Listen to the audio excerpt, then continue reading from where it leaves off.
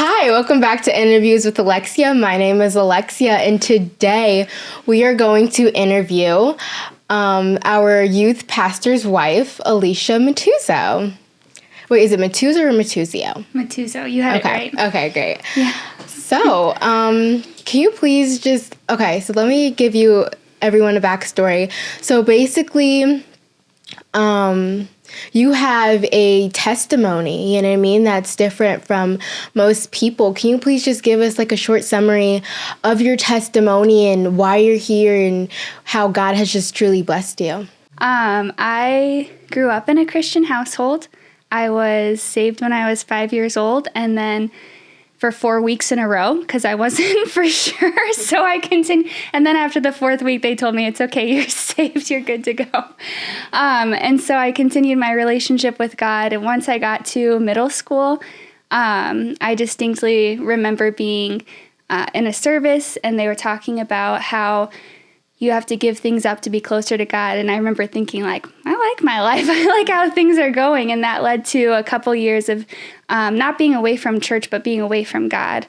And then in high school, I really rededicated my life to God and have continued on that path through college and to here. And there's so many different stories I could think of God's goodness through it all. And so many different, just lots of different things financially, blessing, spiritual blessings, blessings from other people. So lots of different pieces from there. Not that it's been easy, but it's been blessed. Mm-hmm. Yeah, of course.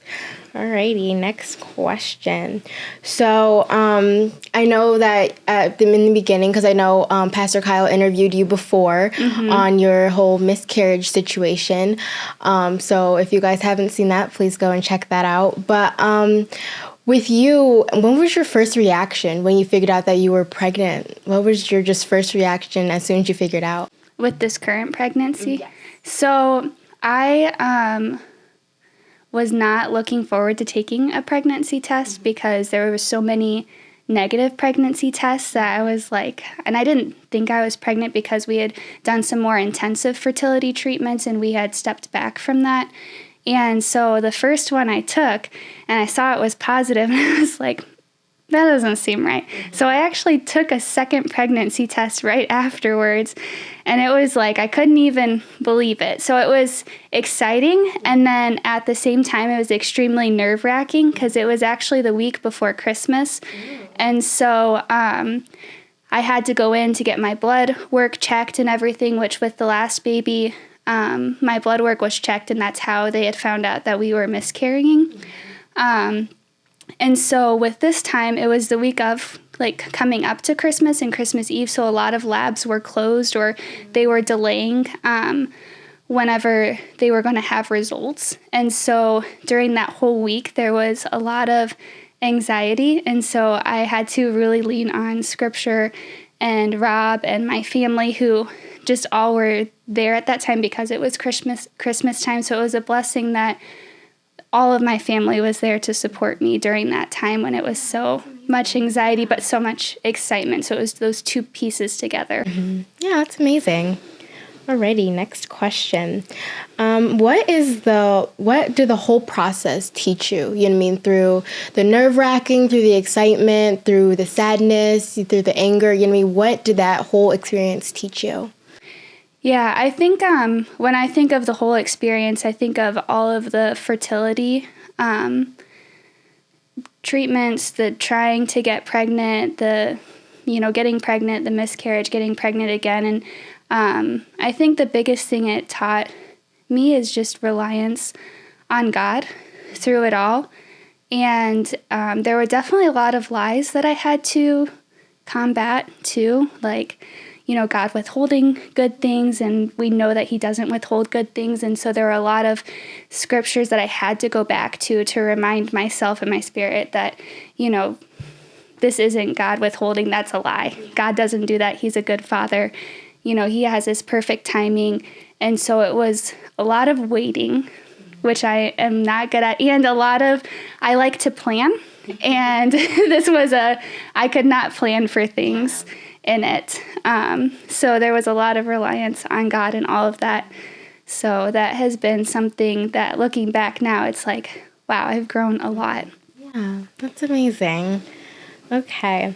How do you use your testimony to reach other people in the youth? Because I know you work in the youth a lot. So how does that just help you? How do you use that testimony to use it and give it to other people?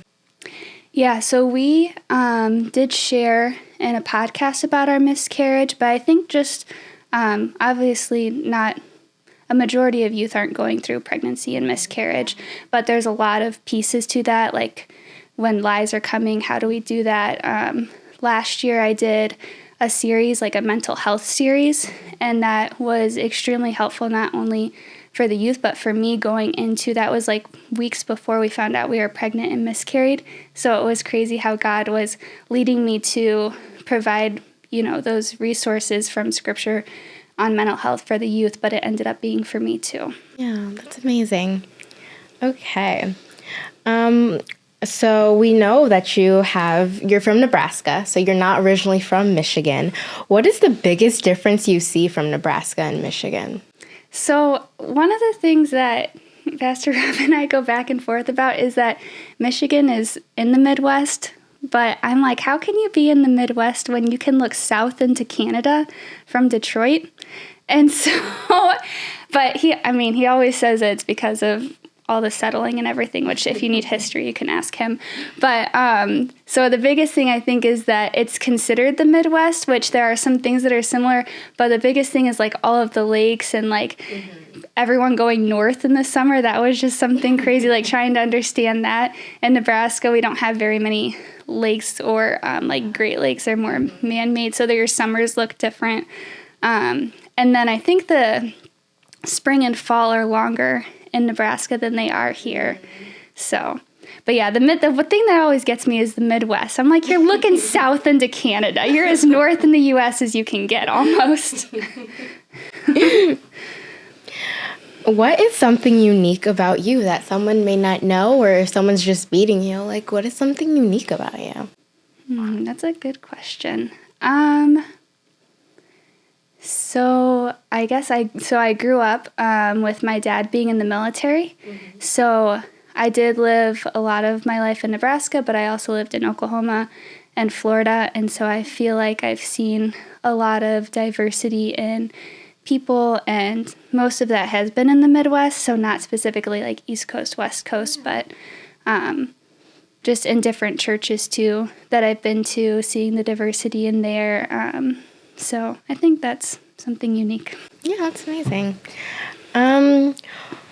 What is your favorite part about working in the youth? So it definitely has to be the relationships in small groups or even one-on-one. I'm an introvert, so when we first came, I was like, oh my gosh, there are so many kids that I do not know, and I've got to try to connect with. I'm supposed to be here and be a spiritual leader, but when I can like connect on small groups and one-on-one, like I feel like that's so impactful, and it's not only me doing what God's called me to do, but it fills me too. Yeah, because I know I've seen like when you just came here, and then now it's just like you have so many relationships with like personally with each and every one of us. So yeah, it's great. What is your biggest challenge? So I know we just talked about your favorite part. What's your biggest challenge? The biggest challenge. I think so when we were going from kids ministry to youth ministry. Oh, so originally you were in kids. Yeah, so originally Pastor Rob and I were in kids ministry for 5 years. And so then we were switching to youth ministry, and I was like, oh my gosh, this is a whole nother set of, situations going on. And like sometimes middle schoolers and high schoolers cannot be nice or, So I was like actually intimidated coming in, and I had to deal with that. And then afterwards, it's just like, I don't know, where once you get those relationships and everything, it's a lot We're not better. as mean. I know, and it's not. It was just a new situation, and What do you want to do more of or start doing in the youth? Ooh, that's a good question. I think something that Rob and I are looking to do more of, we kind of started a little bit, but like doing more like small groups and mentoring more. Because like I said before, like I really enjoy like the small groups or the one-on-one. And for me, being a part of girls ministries when I was in youth, I had a mentor, and being able to, me and my friend would go out with her for lunches, and she would just sit and answer questions with us or talk with us and just talk about life and support us. And I think that's something that was so impactful for me. So I would want to do that as well. Yeah, that's great. So where do you want to be in 20 years? 20 years from now, where do you want to be? Where do you want to be doing? What do you want to be doing? Okay, I've got to think how old I'll be in 20 years. I think that going back to before, like I'm such a planner, but this season that I've been in, like there hasn't been like an ability to plan so much, or even like a nervousness to plan with things. So I think that as long as I am like loving God and am able to, with this baby and any future children God gives us, lead them to continue to love God, that I would be accomplishing what I would want to do. In your opinion, how do you think Pastor Rob is just having his first child? So I think that we're both excited, but also recognizing, because we're like a month out, like, wow, our lives are going to be changed forever, for a good reason. And we've been waiting so long for this good gift from God. So it's like, all right, let's get in these last minute things that maybe we won't be able to do for another 20 years or with them. So I think he's doing good. He's been preparing the house for her and painting the nursery, getting outrageous gifts. Not only one outrageous gift, but I think he's going to be really great. It was exciting to find out she was a girl. So you wanted a girl? I wasn't for sure. So I think it came down to that whatever God gave us, like, that was what it was going to be, and we were going to be excited no matter what. And so when we found out it was a girl, we were like, oh my gosh, this is crazy. We went out and bought her outfit, an outfit for her that was very girly, because everything had been gender neutral to that point. And then since then, like, just imagining all the girl things. And Pastor Rob has 3 older brothers and 0 sisters, so I'm excited to see how this impacts him. Yeah.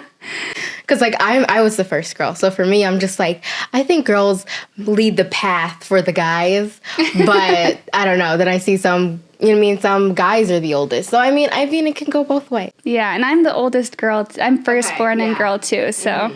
Yeah. Last and final question. What is something encouraging you would like your daughter to know in 20 years? That's a good question. Like your story, your path, like what do you want your daughter to really just, on your whole entire life, what do you want your daughter to really reflect on? I think just on waiting on God. That I think we are in a culture where it's very gratification very quickly and not a lot of waiting, and that ultimately, like, waiting on God and doing what God's will for our life is, and even when it's painful or it hurts, that He's in the midst of all of that. Yeah, that's great. That's so amazing. Well, thank you guys so much for watching, and thank you so much for coming. I hope everyone has an amazing day, and this is Interviews with Alexia.